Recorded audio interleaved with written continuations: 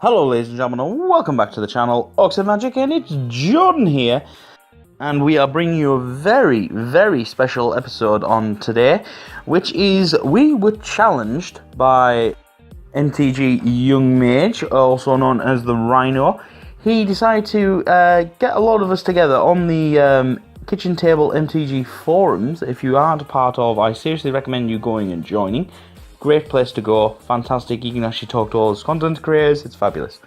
And he wanted to do a welcome deck challenge. Now, in this welcome deck challenge, we all have been given a 2-colour combination, in which case we take the welcome decks themselves and have to improve upon them. Now, the first improvement is we get to add $5 of value, and the second one we get to add an additional 10, so 15 in total. Now, we had some rules and agreements. Basically, commons were going to be at 10 cents. Uncommons are going to be at 25 cents, unless they are well known to be expensive. These still include such things as Fatal Push, Aether Hubs, you know, the genuine useful uncommon spells, which are, you know, and Lord of the Accursed and stuff like that. So you can't just go and saying, oh, well, I put 4 in and they are 25 cents, so it's $1, and you know that they're actually like $4 or $5.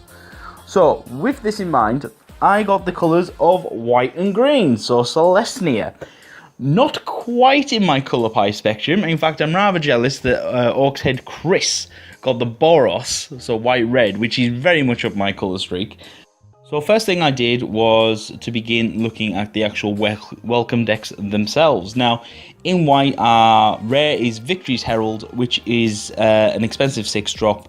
Has quite a sweet ability on it, which is quite cool. And in the green, we have Garruk's Horde, a 7-drop, so quite expensive. Now, in terms of the actual creatures that are in the packs themselves, there's lots of 1 and 2s off and stuff like that, but there's not much ramp. It is literally designed to play a smaller game, you know, just struggling your way up to the top. And especially, there's no 1-drop spells at all in the entire Reviver deck. So, we'll get round to the deck, and this is my take on the Welcome Deck Challenge for Selsyna Green-White. So, to begin with, we'll start off with the creatures. I increased the 2-drops, and one of my first additions was I added a full playset of Servant of the Conduit. It's good mana ramper, you get energy, you can use it quite effectively. We then have the 2 off of the Druid of the Cowl and 2 off Glory Seeker as from the welcome deck, and the 1 off Stormfront Pegasus. These are all decent 2-drops, I don't see any problems with them. Glory Ring is a 2-2 for 2, Stormfront Pegasus is a 2-1 flyer, and the Druid of the Cowl is again good ramp for the green, so which will be rather useful. Moving into the 3-drop slots, we've kept the 2 off of Graceful Cat, the 2 off Rootwalla, and the 2 off of Standing Troops. Now, reasons why I've kept these 3 creatures around is Graceful Cat is a 2-2 naturally, but when it attacks it becomes a 3-3, so it's rather sweet. Standing Troops is a 1-4 with Vigilance, and so it can block all day long, which is rather nice. And then you have Rootwalla, which is a 2-2, which can become a 4-4 with a pump ability, which is rather sweet. And then we move on to the 4-drop slot. We have the 1-off Stalking Tiger in there. It's just a big creature in the 4-drop slot, and it's actually quite sweet. In the 5-drop slot, I've kept the Stampeding Rhino, the Arborback Stomper, and the Serra Angel. Serra Angel is a very good card in the 5-drop slot, and yeah, couldn't exactly get rid of it. Arborback Stomper again, we get some life off of it, and it's a decent body on the ground. And finally, Stampeding Rhino, it's got trample on it, so it actually is quite sweet. But you know, it's one of these things. Benefit is this deck is trying to ramp into all these expensive creatures. And then we've kept our 2 rares. In the 6-drop slot, we have Victory's Herald, and in the 7-drop slot, we have Garruk's Horde. Now, I didn't obviously mess with a lot of the creature base. I quite liked it the way it was. The things I've made improvements to now come into the spell section. So for the spells that we are running, we have a full play slot of Attune with Aether. Benefit with this is that 1, it colour fixes us really nicely. 2, it gets us some energy for the servants, which is also sweet. We then have a 3 off of Oketra's Monuments. Reasons why I like this card is 1, it makes the white creature spells cost 1 less to cast, and whenever we do cast a creature spell, we get a 1/1 Vigilant Soldier, which is really sweet. So it can spread out the board quite nicely, give you a chump blocker, give you another attacker, gives you things to work with. We then have a 3-off of Rhonas' Monument. Much like the Oketra's Monument, this makes green creature spells cost 1 less to cast, which is always helpful. And whenever we cast a creature spell, a target creature we control gets +2/+2 and trample until the end of 10. So this can help us to swing through for a bit of extra damage quite nicely. We then have 3-off of Gideon's Reproach. This is an improvement upon the Impeccable Timing. Impeccable Timing when it does 3 damage to a target attacking or blocking creature. This Gideon's Reproach will do 4. This will help you remove pesky attackers such as Heart of Kiran, which is obviously in the format and it's a major card.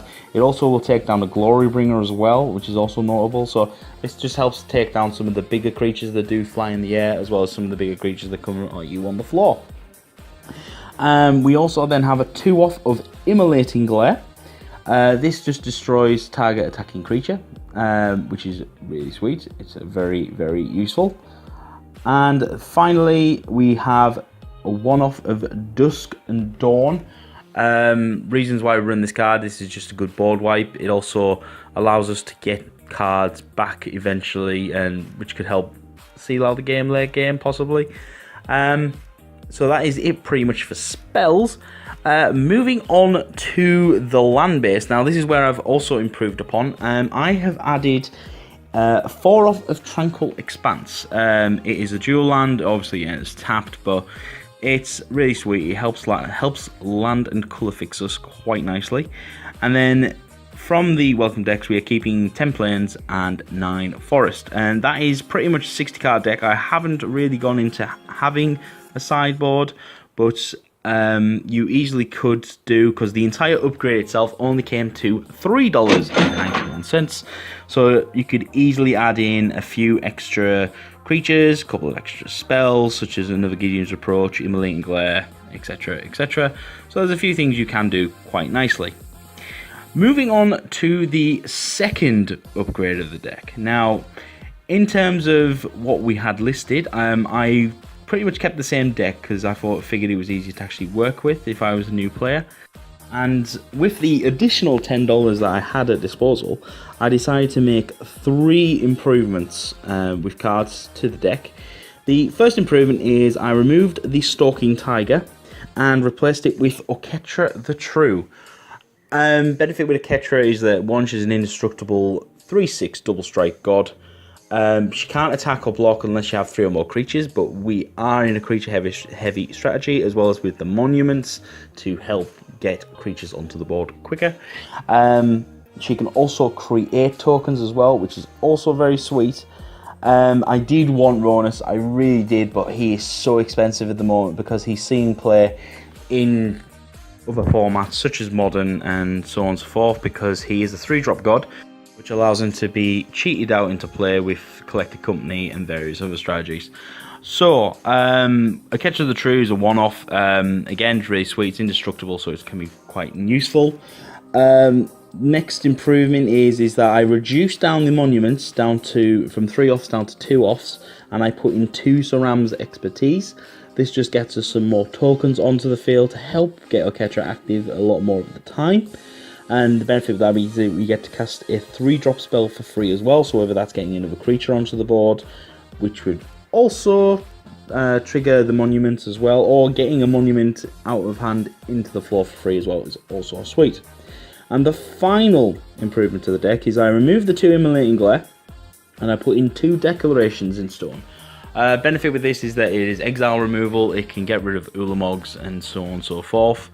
That is the one downside of the deck, is they didn't have much exile. I did have Divine Verdict in originally, but it just wasn't there in terms of what I wanted to do. So, but Declaration Stone is a really sweet rare. It can work very nicely in the long run. Obviously, the one downside is that if you hit your opponent's creatures, they do get tokens out of it, but you can work around it quite nicely. Again, I haven't added a sideboard, but you know, there are things you can add in, such as cast out and stuff like that. But yeah, so definitely is an interesting style of decks to play. I have really enjoyed doing this welcome deck challenge. I highly recommend that you go to my fellow content creators to see the decks that they have all come up with. So I'd like you to let me know in the comment section below, what have I missed out of a trick on? There were some strategies I was looking at with Harvest Season and stuff like that to get super duper amount of tokens, but I didn't go with that in the end. But please, please, please let me know what you're thinking. And yeah, this has been Jordan from Oketra Magic, signing off. Thank you for watching the video. Please remember to hit that like button, it supports the channel for free. Also subscribe, and remember, if you don't want to miss any videos, hit the bell icon right next to the subscribe button. Thank you for watching again, goodbye.